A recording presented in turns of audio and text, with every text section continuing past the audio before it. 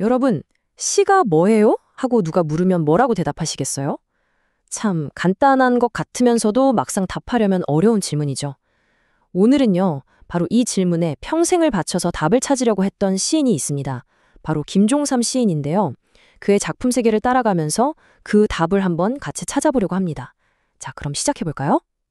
바로 이 문장, 누군가 나에게 물었다. 시가 뭐냐고. 이게 바로 오늘 우리가 떠날 여정의 시작점입니다. 김종삼 씨는요, 평생 이 질문을 붙들고 살았다고 해도 과언이 아니에요. 자신의 시 전체로 그 답을 찾아 헤맸던 거죠. 과연 그가 찾은 답의 실마리는 어디에 있었을까요? 자, 첫 번째 단서는요, 1947년으로 거슬러 올라갑니다. 이때 쓰인 시 한 편에 그 힌트가 있어요. 아시다시피 1947년, 정말 우리 현대사에서 가장 긴장감이 팽팽했던 시기 중 하나잖아요. 시인은 바로 이 얼어붙은 시대의 풍정 속에서 시의 첫 번째 얼굴을 발견하게 됩니다. 그때 상황을 좀 보면요, 정말 살얼음판 같았어요. 1945년에 해방됐다고 기뻐했던 게 정말 엊그제 같은데, 불과 2년 뒤인 1947년은 38선을 경계로 남과 북이 완전히 갈라지고 있던 그런 차가운 시기였죠. 정말이지 곧 터질 것 같은 전쟁의 기운이 온 땅을 뒤덮고 있었습니다. 이 시의 배경은 황해도 해주, 그 차가운 바닷가입니다. 시에서 보면 어머니의 치마자락에 살얼음이 덮여 있었다, 이런 묘사가 나오거든요. 근데 여기서 진짜 중요한 건 이 차갑고 휑한 이미지가 그냥 날씨가 춥구나 이게 아니라는 거예요. 이건 바로 분단 때문에 꽁꽁 얼어붙어 버린 우리 조국의 현실, 그걸 그대로 보여주는 상징이었던 거죠. 네, 바로 이겁니다. 김종삼 시인이 생각한 시의 첫 번째 역할, 그건 바로 역사의 증인이 되는 거였어요. 그러니까 어떤 거대한 비극 앞에서 막 소리 높여서 뭔가를 주장하는 게 아니고요. 그저 그 아픔과 고통을 말없이 묵묵히 지켜보고 기록하는 것. 그게 바로 시가 해야 할 일이라고 봤던 겁니다. 자, 근데 여기서 분위기가 확 바뀝니다.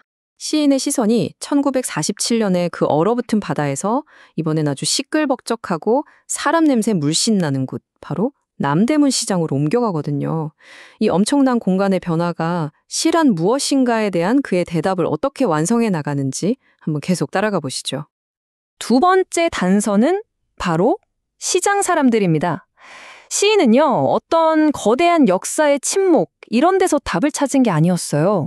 오히려 매일매일 정말 치열하게 살아가는 우리 주변의 평범한 사람들, 그 안에서 시가 뭐냐는 질문에 대한 또 다른, 어쩌면 훨씬 더 중요한 대답을 찾아냅니다.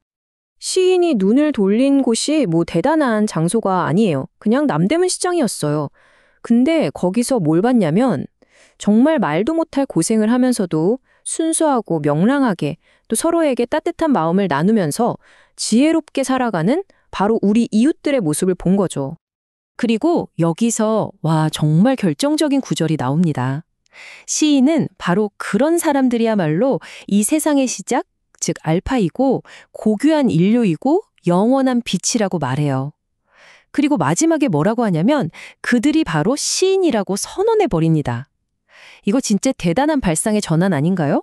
시라는 게 무슨 특별한 재능을 가진 소수만의 것이 아니라는 거죠. 이 부분에서 자긍심이라는 아주 중요한 키워드가 나와요. 김종삼 시인이 말하는 시인의 자긍심은요, 내가 너희랑은 달라, 이런 식의 어떤 오만한 태도가 절대 아니었어요. 정반대죠. 오히려 가장 낮은 곳에 있는 사람들과 함께하고 그들의 삶 속으로 들어가려는 그 겸손함에서 나오는 진짜 긍지, 그걸 말하는 겁니다. 자, 그럼 이제 우리가 찾은 두 개의 단서를 한번 합쳐볼 시간입니다.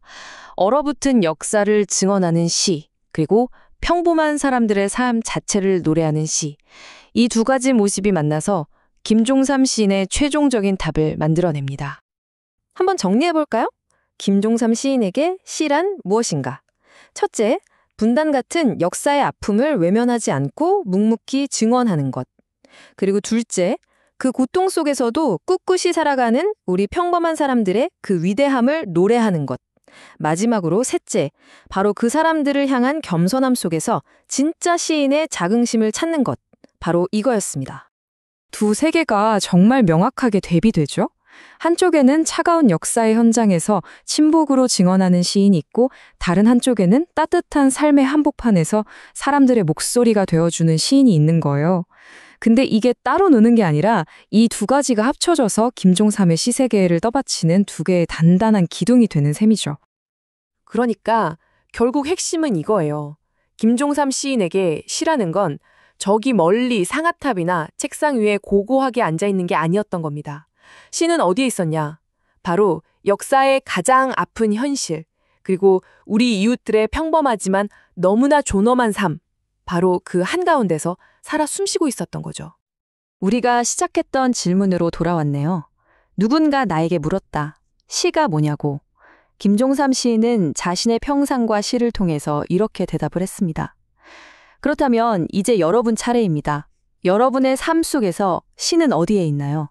우리가 시라고 부를 수 있는 그런 순간들은 어디에 숨어 있을까요? 한 번쯤 생각해 보는 것도 좋을 것 같습니다.